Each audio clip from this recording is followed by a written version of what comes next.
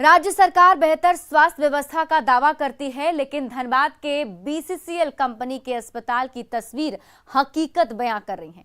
अस्पताल भवन जर्जर हो चुका है और मरीज भगवान भरोसे हैं। बीसीसीएल लोधना क्षेत्र के जयरामपुर कोलियरी अस्पताल आने वाले लोग जो हैं बेहद परेशान होते हैं। महिला डॉक्टर के अभाव में लोगों को मजबूरन प्राइवेट अस्पतालों में जाना पड़ता है।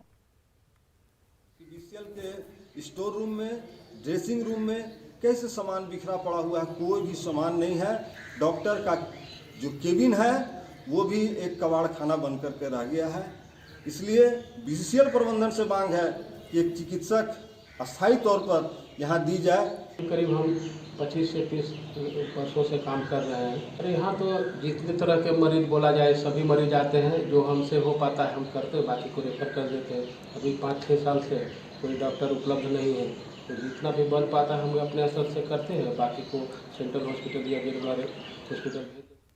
रांची पुलिस ने झारखंड और यूपी के बीच चल रहे नशे के कनेक्शन को डिकोड करने में सफलता पाई है। इस दौरान पुलिस ने करीब 10 लाख रुपए की अफीम जब्त की। वहीं एक आरोपी को भी गिरफ्तार किया है जो खूंटी का रहने वाला है। रांची की लोअर बाजार पुलिस ने ये कार्रवाई की। आरोपी के मुताबिक उसे 10,000 रुपए की जरूरत थी, जिसके लिए उसने अफीम के कुरियर का काम करना स्वीकार किया था। आरोपी को अफीम वाराणसी बस स्टैंड के पास डिलीवर करनी थी, लेकिन इसके पहले ही खादगढ़ा बस स्टैंड के पास इसे जब्त कर लिया गया।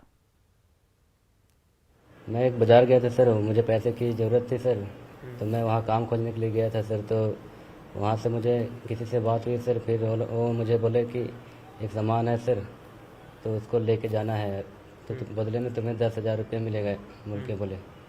क्या सामान ले जाना था सर? वो मुझे नहीं बताए थे सर, तो वो छिपा हुआ था सर बैग में। तो मैं बोला कि क्या सामान है बोल के, तो वो सर बोले कि अच्छा तुम इसको पहुंचा दो, हम जहाँ बोलते हैं वहाँ पहुंचा दो, उसके बाद तुमको तुम्हारा मजदूरी मिल जाएगा बोल के बोले सर। कहाँ पहुँचाना था सर? वो बनारस पहुंचाने के बोले थे सर।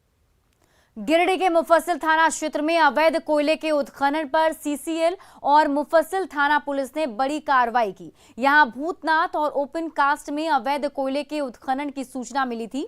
इस दौरान पुलिस प्रशासन की मौजूदगी में अवैध रूप से चल रहे दर्जन भर से ज्यादा कोयला खंता को जेसीबी के माध्यम से ध्वस्त किया गया। आपको बता दें कि इन इलाकों में कोयले की अवैध माइनिंग खंतों के माध्यम से धड़ल्ले से हो रही है, जिसके बाद कोयले को रात के अंधेरे में बैलगाड़ी और मोटरसाइकिल के माध्यम से ट्रांसपोर्ट करके बिहार भेजा जाता है, क्योंकि वहां पर कोयले महंगे दामों में बिकते हैं। हालांकि हैरत की बात तो यह है कि कार्रवाई करने के बावजूद कोयले की अवैध माइनिंग पर लगाम नहीं लग पा रहा है। सीसीएल गिरिडीह परियोजना के ओपन कास्ट कोल माइंस के एरिया में है और उसके सटे एरिया है भूतनाथ और सती घाट में। तो भूतनाथ एरिया में और जो एक पंप एरिया बोला जाता है, वहाँ कुछ अवैध इलीगल कोल पीट होता है, उसका बनाकर कोयला चोरी करने की सूचना मिल रही थी। तो सूचना के आलोक में हम और थाना प्रभारी मुफस्सिल जो परियोजना पदाधिकारी हैं श्री संजय सिंह, हम लोग सभी मिलकर यहाँ जिन जगहों को देखा और यहाँ की कार्रवाई की जा रही है। श्रावणी मेले में व्यवस्था और समन्वय को लेकर देवघर में नगर निगम की बैठक आयोजित की गई। नगर आयुक्त की अध्यक्षता में हुई इस बैठक में सभी पार्षदों के साथ ही स्वयंसेवी संगठन, रेड क्रॉस सोसाइटी के साथ चैम्बर के प्रतिनिधि और होटल कारोबारी भी मौजूद रहे। इसमें श्रावणी मेले को बेहतर तरीके से संपन्न कराने के लिए सभी से राय मांगी गई।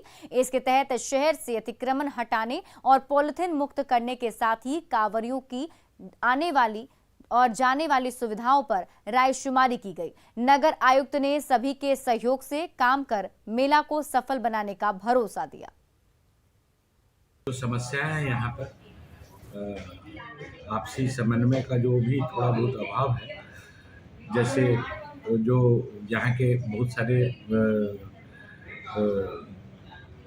धर्मावलंबीगण आगंतुक श्रद्धालुओं की सेवा में बहुत सारा कार्य करते हैं, नाश्ता पानी शरबत आदि पिलाते हैं। तो वो किस प्रकार से समन्वय स्थापित कर चिन्हित स्थल पर प्रयोग करें, पॉलीथीन का थर्मोकोल का प्रयोग किस प्रकार से पूर्णतया प्रतिबंधित हो, इन सब बातों पर चर्चाएं हुई। शहर के सभी गणमान्य लोग इस मीटिंग में थे और ये इसी को लेकर के चर्चा हुई कि श्रावणी को कैसे हम लोग अच्छे तरीके से हम लोग एक अच्छे माहौल में श्रावणी को हम लोग संचालन कर सकें। ये उसी को लेकर के आज मीटिंग थी। इस बार झारखंड समेत बिहार, यूपी में आम की पैदावार कम होने से बाजार में आम महंगे दाम पर बिक रहे हैं। बाजार में लंगड़ा, दशहरी, चौसा और मिठुआ आम 70 से लेकर 100 रुपए प्रति किलो की दर से बिक रहा है।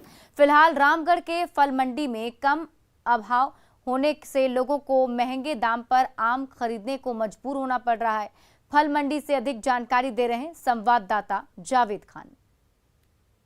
रामगढ़ के बाजार समिति स्थित फल मंडी में आप हमारे पीछे देख सकते हैं, यहाँ पर आम आ रहा है, लेकिन बताया जा रहा है कि इस बार यूपी, बिहार और झारखंड में आम का फसल कम हुआ है। इसका असर बाज़ारों में देखा जा रहा है और आम 70 से 100 रुपये प्रति किलो के हिसाब से मिल रहा है। अभी जो आम देख रहे हैं ये यूपी से आया है और ये लंगड़ा नस्ल का आम है। यहाँ पर सीधे बात कराते हैं थोक व्यापारी से, क्या कारण है इस बार आम महंगा होने के कारण?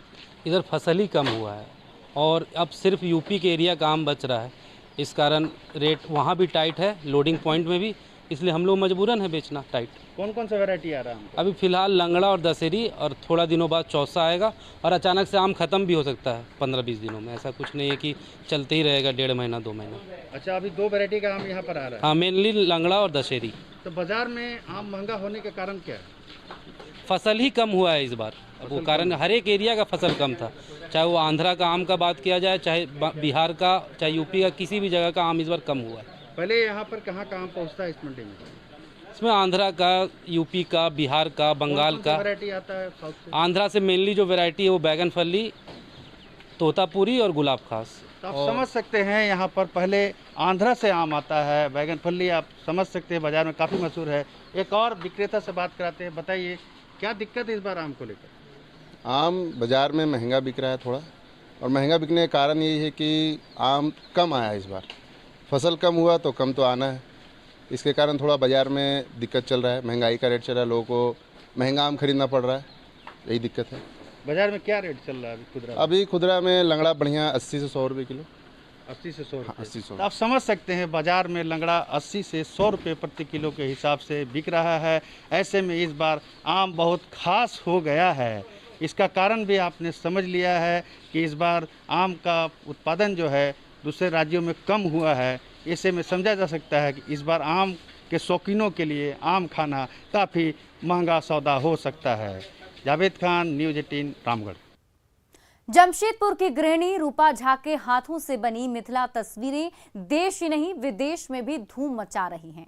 शादी के 16 साल बाद पतिदेव ने हौसला बढ़ाया तो पत्नी के हाथ चलने लगे और मिथिला और वर्ली पेंटिंग के फ्यूजन से सजी तस्वीरें हर किसी का दिल जीतने लगी। आज इस गृहिणी के हाथों से बनी तस्वीरें हाथों हाथ बिक रही हैं।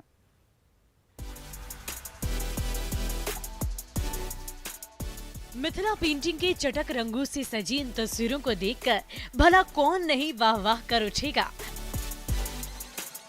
प्रभु राम सीता के विवाह की पेंटिंग हो या फिर कान्हा के गीतों पर थिरकती गोपियां, मिथिला की खुशबू और मिथिला के जीवंत रंगों से सजी ये बारीक आकृतियां मन को तो मोहती ही हैं और मिथिला के माहिर कलाकारों और कलाकृतियों का लोहा भी मनवाती है।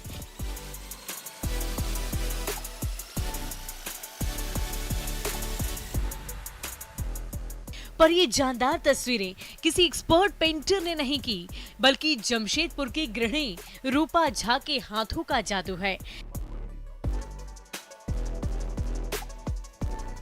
मोर बनाए, हाथी बनाए हैं, मछली, राम सीता विवाह, बुद्ध, कृष्ण रास, बहुत सारा बनाया है। धनबाद से ब्याह कर पति के घर जमशेदपुर आई रूपा झा 16 साल तक तो अपने घर परिवार में बिजी रही, पर जब लॉकडाउन का दौर शुरू हुआ तो घर पर बैठे पति को पत्नी के अंदर छिपी प्रतिभा का पता चला। पतिदेव ने हौसला बढ़ाया तो पत्नी के हाथ चलने लगे और मिथिला और वर्ली कला का फ्यूजन इन तस्वीरों के रूप में रंग लेने लगा।